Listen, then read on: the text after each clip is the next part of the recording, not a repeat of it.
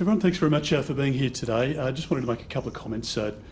First of all, it's obviously a very bad decision for Australia that the Trump administration has made, and we are thoroughly disappointed with the decision that's been made to apply the tariff to Australia's industries here. There are tens of thousands of jobs in the steel and aluminium industries, and if we don't manufacture aluminium and steel in this country, all we're doing is importing that product.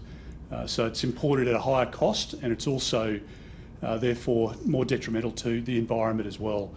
So I want to make sure that we're a government that can deal with our trading partners effectively, and clearly the Prime Minister hasn't been able to do this.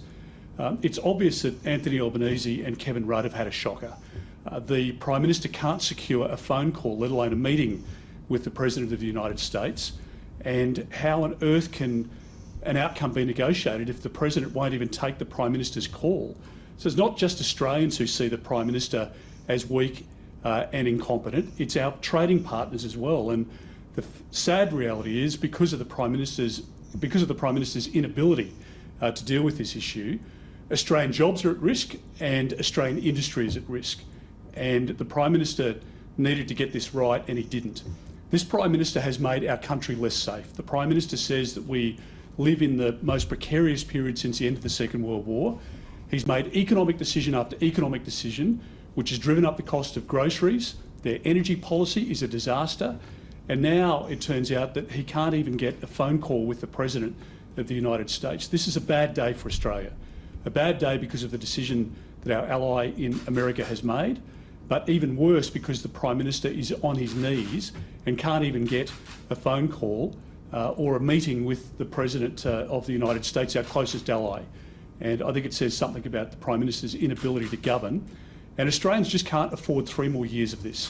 We need to get our country back on track. We need to bring prices down, and we need to provide support to families and not, through economic decisions, hurt families, which is exactly what this government is doing.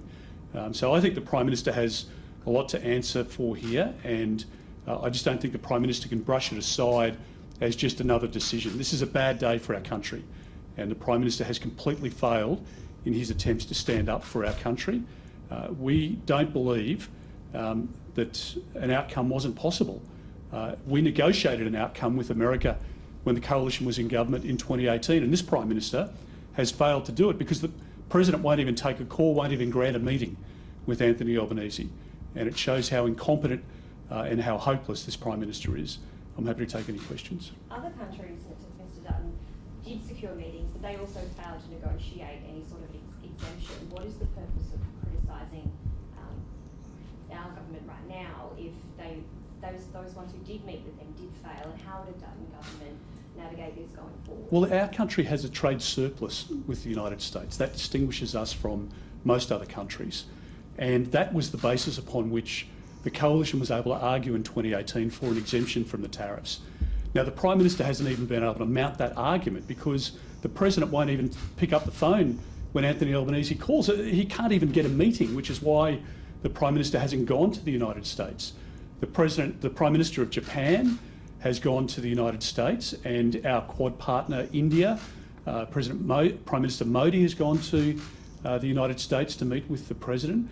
We're the only Quad partner where the leader can't get a face-to-face meeting with the President. This is hopeless, and unfortunately Australian jobs are at risk. And I just think the Prime Minister has let every Australian down.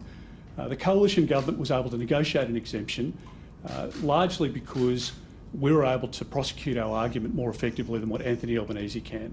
And at the moment, the Prime Minister, through his weakness and incompetence, is not just hurting families with increased prices of everything, he's now hurting Australian manufacturing. Don't forget that in our country, over the course of the last 2.5 years, there's been a 3-fold increase in the number of manufacturing businesses which have closed, and 27,000 small businesses have closed on Anthony Albanese's watch. That is unprecedented.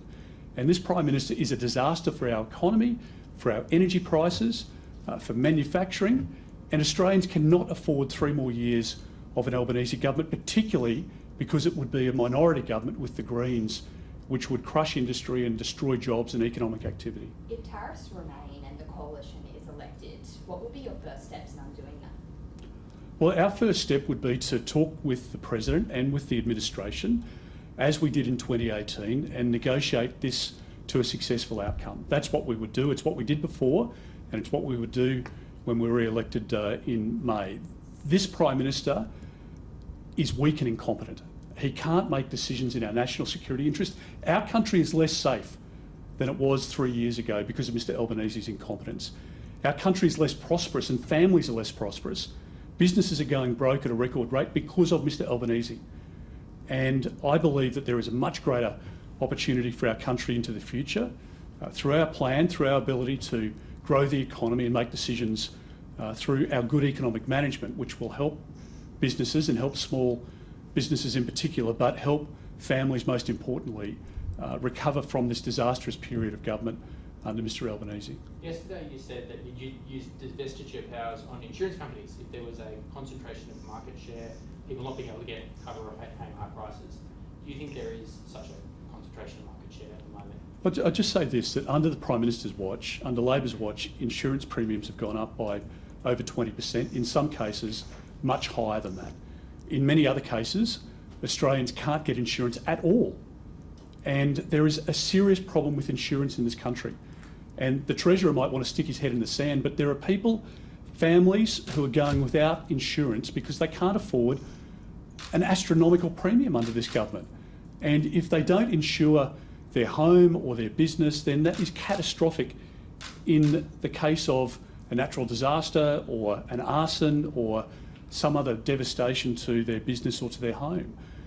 If there is a market problem here, if there is a failure within the market, it's unremarkable to say that a government would react. Is the Treasurer saying to Australians that he's not prepared to act if he's given advice, that because too much power is concentrated in the hands of too few in terms of the insurance companies, that he's not going to do anything about it? If he's told by Treasury that there is a market concentration and it means that Australians are paying higher premiums, higher than many other countries in the world, or indeed can't get insurance, what the Treasurer is saying that he wouldn't do anything about that, I think it's unconscionable. There are families at the moment who are paying 20% extra for their food. They're paying 34% extra for gas. They can't afford to pay their mortgage repayments, and people are going backwards under this government. And the Treasurer and the Prime Minister say, well, there's nothing to see here. If we find out that the insurance companies aren't doing the right thing, we won't do anything about it.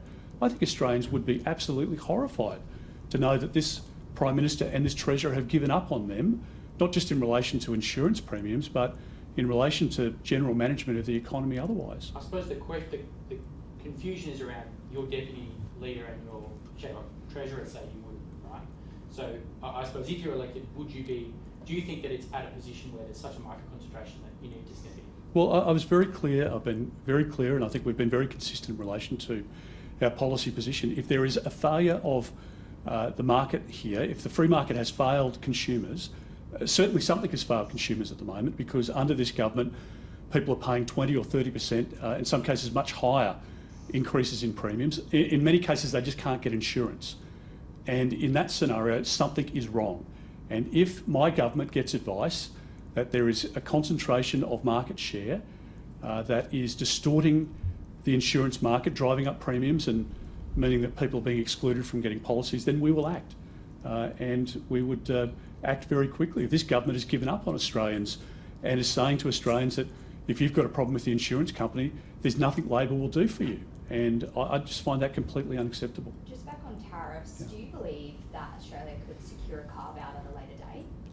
Yeah, I do believe if there's a change of government that we will do a deal with the Trump administration. There's no question about that. We've got a lot to offer, not just in the defence materiel space, but obviously in financial services. Obviously, we have a trade surplus for a reason, because we're a desirable destination for investment from the United States. We have a huge opportunity in the nuclear civil aspect of the relationship between the United States and Australia.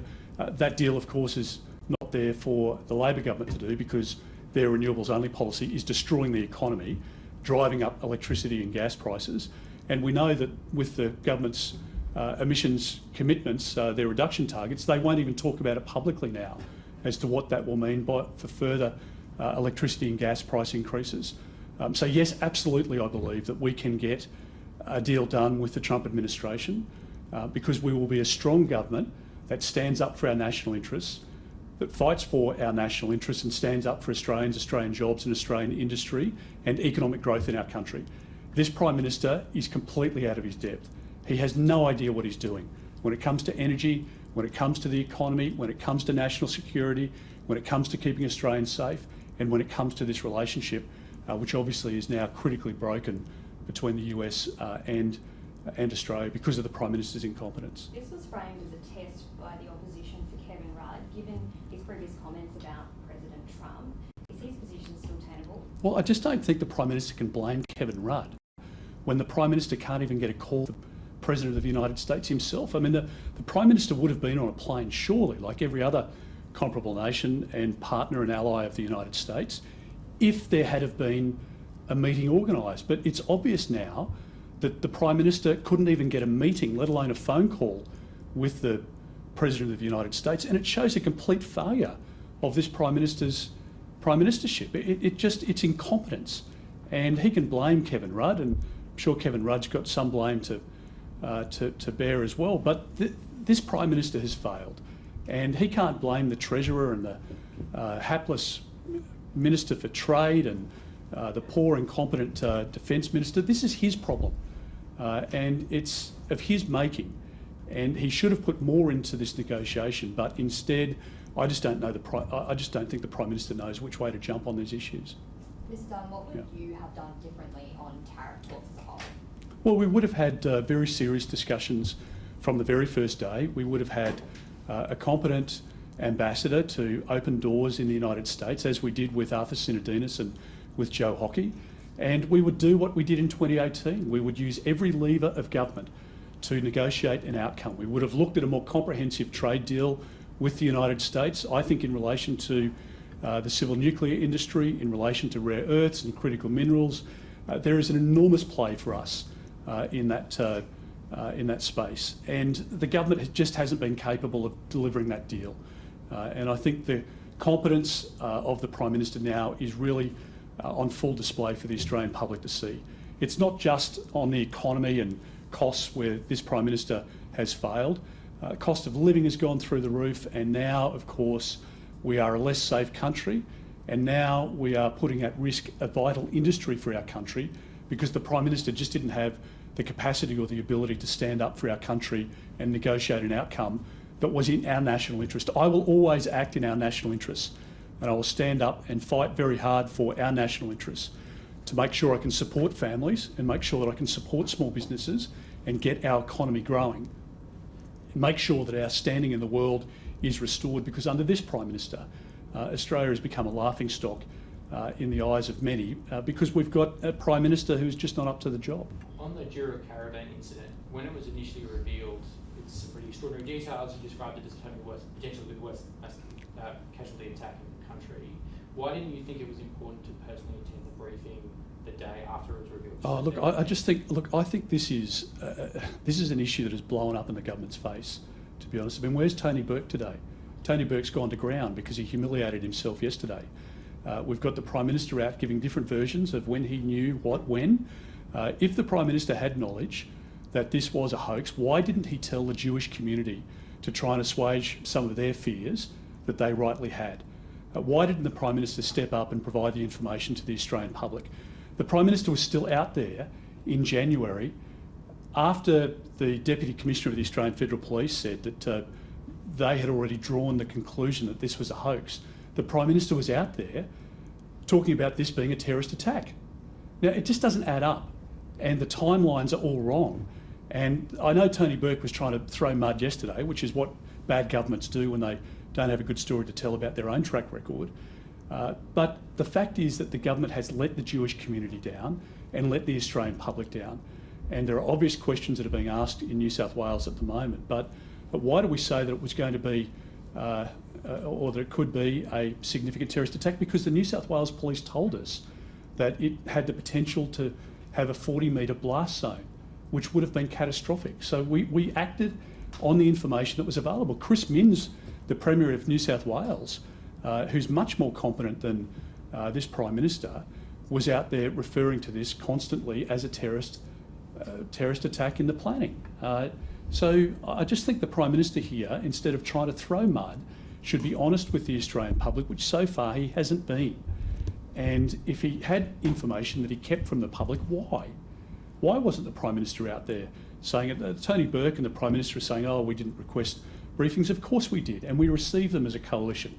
And I had discussions with the Director General of ASIO, and we had discussions with the Australian Federal Police as well. So this whole thing is another botched effort by the Prime Minister, and it just seems that whatever Anthony Albanese touches turns to disaster, whether it's in the national security space, in negotiations with the US, in relation to the economy. This PM just rolls from one disaster to the next. He is a walking disaster zone, and unfortunately Australians are paying the price for that, and that is why Australians just cannot afford 3 more years of Anthony Albanese as Prime Minister. Last question, conversations you had with Mike Burgess. Are you saying the February 18 conversation was when you learned that it was likely a hoax? No. Was that before that or after that? No, I'm not. Well, firstly, I'm not talking about private conversations I've had with the Director General of ASIO, which is a long-standing practice, as you'd appreciate. But the government hasn't been forthcoming, and there was nothing advised to us in any briefing about it being a hoax.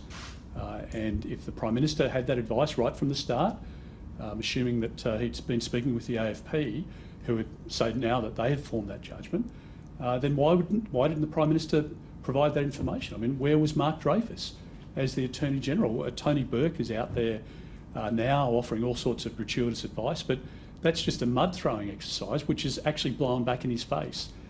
This is an incompetent government, and that's why Australians feel less safe, they feel less prosperous, and under Anthony Albanese, our government is heading in the wrong direction. We have a plan to get our country back on track, and we will do that. We'll do it through strength of leadership, through economic management, and making sure that we have an energy policy and a national security policy which keeps Australians with a very bright future. And that's what a coalition government can deliver after the next election. Thank you very much.